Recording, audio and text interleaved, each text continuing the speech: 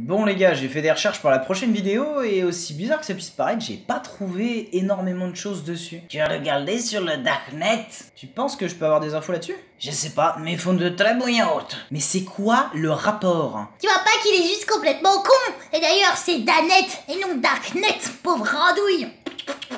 Et toi, arrête de me parler, vraiment. Je ne comprends pas ce que tu me dis. Il a dit qu'il aimait les toilettes de couleur bleue. Mais qu'est-ce que j'en ai à foutre? Il a dit animation française. Tu sais pas quoi dire, hein? Tu sais pas quoi dire. Oui, bah oui, en soi, oui, c'est la seule phrase que vous dites qui est en rapport avec le sujet. Donc bravo, tu veux une médaille, hein? Putain, mais votre gueule! Je regarde la télé, là, y'a My Little Pony qui passe! Oui, bon, bah on va commencer. Donc là, tu arrêtes la télé et tu viens m'aider? Qu'est-ce que t'en penses? Non! Y a pas de souci, mon ami. Ouzou, brûle-moi son visage. Oh, et ça va, et pas la peine d'être aussi flippant!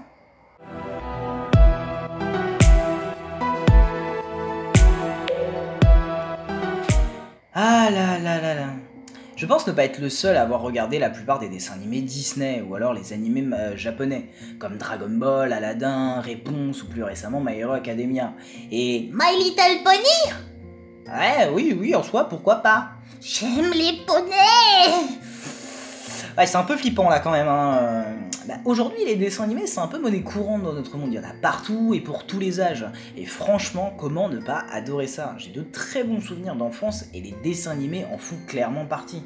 Qui ne se souvient pas des matins quand Yu-Gi-Oh! Dragon Ball passait à la télé? Et là, je pensais à tout ça récemment et je me disais, mais du coup, si la plupart des animés que je regardais c'était soit américains, soit japonais, enfin du moins c'est ce que je pensais d'ailleurs, mais du coup, où est la France dans tout ça? Est-ce que les animés français ça existe? Et si oui, est-ce que c'est bien? Bah aujourd'hui, en fait, je vais tenter de répondre à ces questions. Déjà, en premier lieu, est-ce que les animés français ça existe? Bon bah oui, hein, sans surprise ça existe et pour le coup faut vraiment être con pour pas le savoir. Waouh, t'es trop fort, tu as fini la vidéo? Tu t'es surpassé sur ce coup-là. Mais pitié, ferme ta gueule, ça s'appelle de l'ironie, triple andouille. Les animés français, en vrai, il y en a à la pelle et surtout il y en a pour tous les goûts.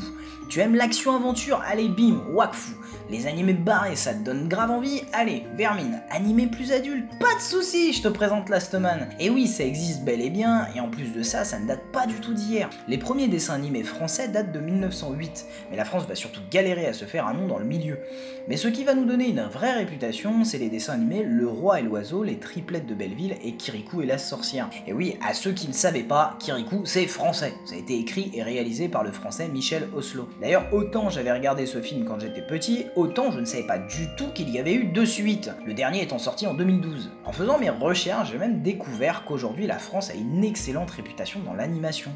On a des écoles très chères, certes, mais les élèves qui en sortent sont pour la plupart recrutés par des grosses entreprises américaines, qui se les arrachent. Et ça date pas d'hier non plus. Moi moche et méchant, Azur et Asmar, le film Chasseur de dragons, Tarzan, Titeuf, d'après vous, qu'est-ce que ces animés ont en commun? Ouais, ils ont tous été réalisés en France. Pour Tarzan, c'est un bon 80% réalisé en France, donc pas dans son entièreté.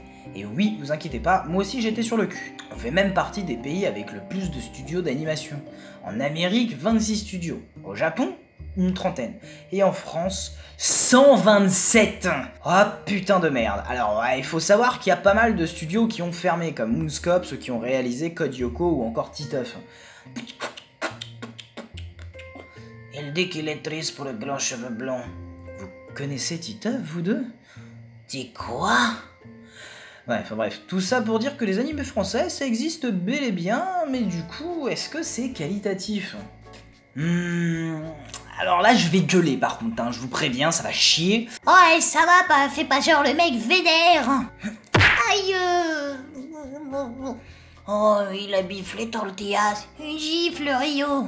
Une gifle. Pourquoi cette question m'énerve? Eh bien tout simplement parce que j'entends très souvent dire que, je cite, « Le cinéma français est à chier !» Mais j'entends personne me parler des séries ou des films d'animation français, qui sont pour la plupart excellents, et pourtant méconnus. Pour citer un exemple que je trouve très parlant, c'est Dofus le film, qui est un excellent long métrage qui se démarque et surtout qui ne prend pas son spectateur pour un con. Ce film s'adresse très bien aux enfants comme aux adultes, mais pourtant ça a été un véritable échec commercial. On va pas se mentir, ça se passe pas toujours comme ça, mais c'est vrai qu'on a tendance à croire que dès que c'est français, ça va être mauvais. Alors que pourtant, beaucoup d'entre eux sont très bien foutus. Ernest et Célestine, qui est un film belgo-franco-luxembourgeois, oh putain, c'était pas évident à dire, eh bien c'est une véritable claque, et pourtant c'est un film qui a très bien marché. Attendez, je stoppe. Je suis désolé, mais je veux prendre 2 minutes pour parler de ce film, vraiment. Ah, et je vous préviens, ça va être barbant. Je suis sûr et certain que beaucoup d'entre vous n'ont jamais vu le film, eh bien je me donne moins d'1 minute pour vous donner envie de le voir. Top. Ernest et Célestine, c'est quoi? Un film sorti en 2012 avec une animation et des dessins irréprochables. De base créé pour les enfants, ce dessin animé va pourtant traiter d'un sujet bien adulte. Célestine est une jeune souris qui vit dans le monde souterrain des rongeurs. Tandis que la surface est habitée par des ours, les deux peuples ne se fréquentent pas du tout. Tellement pas qu'ils finissent tous par avoir peur de ceux qu'ils ne connaissent pas. Les seules histoires qui sont racontées à leur propos sont des histoires horrifiques, mais Célestine n'ayant pas l'envie d'écouter ses préjugés, elle va décider d'aller à la surface et va rencontrer Ernest, un jeune ours qui galère à joindre les deux bouts. Ils vont se lier d'amitié alors que tout les oppose, mais surtout que leur monde respectif leur interdit une telle amitié. En gros, c'est ça le résumé. Mais qu'est-ce qui fait que c'est trop bien? Un film censé être pour enfants qui va traiter de notre société actuelle, des préjugés, la peur des étrangers, l'uniformisation. Ce film va te montrer sa vision des choses sans pour autant te dire que c'est lui qui a raison et que toi tu as tort. Il va surtout tenter de te montrer une voie que tu pourrais choisir, mais que dans la plupart des cas, haïr sans voir ou même savoir, c'est un peu con. Waouh! T'as tenu plus longtemps que la plupart de tes relations sexuelles. Donc oui, personnellement, je trouve que l'animation française est qualitative. Après, cela ne reste que mon avis, mais je suis désolé quand je vois la série Wakfu, qui est une excellente série, que ça soit graphiquement ou même scénaristiquement parlant, la série Monsieur Flap, qui était clairement un pari osé, Un mec à tête de cul, que demander de mieux? Vermine, qui est une des séries d'animation les plus barrées que j'ai été amené à voir, Code Lyoko, qui quand bien même elle est très répétitive, ça reste un pionnier des animés français. Pour être très honnête, si je me mate autant d'animés français, c'est parce qu'en France, bizarrement, je trouve qu'il y a beaucoup plus de dessins animés osés. Quand tu prends la chaîne France TV / Studio, qui est une chaîne YouTube spécialisée dans les dessins animés pour adultes, je trouve que ça en dit long. C'est quoi du porno? Putain mais Ouzou, non, animé pour adultes, ça veut pas dire porno. Rio, porno, ça veut dire que c'est un cochon qui est très négatif. Regarde sur internet. Ok, je vais chercher ça. Non, fais pas ça. Ah, qu'est-ce que cette dame fait avec son derrière? C'est un cochon, ça? Ah, et si on veut. Enfin bref, tant d'animés à aller voir après cette vidéo. Et Code Lyoko Evolution, alors chut. Avec tout ça, du coup, est-ce que c'est cher de faire un dessin animé en France? En France, si tu veux créer ton animé, ça va fonctionner de cette manière. Vu que l'animation coûte cher en général, il faut trouver de l'aide, donc un financement. Et ce financement, c'est le CNC qui va te l'accorder. Mais seulement si tu as trouvé un diffuseur, c'est-à-dire une chaîne de télévision française qui est prêt à diffuser sur sa chaîne. En fait, la chaîne va acheter la série et financer une partie de ton projet. Et avec ça, vu que tu auras trouvé un diffuseur, le CNC, qui est une aide de l'État, va t'apporter l'aide nécessaire pour finaliser ton projet. Du coup, comprenez bien que si tu ne trouves pas de diffuseur, tu n'as le droit à aucune aide. Tu dois vraiment te démerder seul, et là, vous êtes sûrement derrière votre écran en train de vous dire « Eh bien pourquoi il me parle de ça ?» Eh bien, je pense que vous avez entendu parler du Kickstarter de la saison 4 de Wakfu. Et il y a certaines personnes qui ont sorti ce genre de mème. Alors, comment répondre à ces teubés tout en restant poli?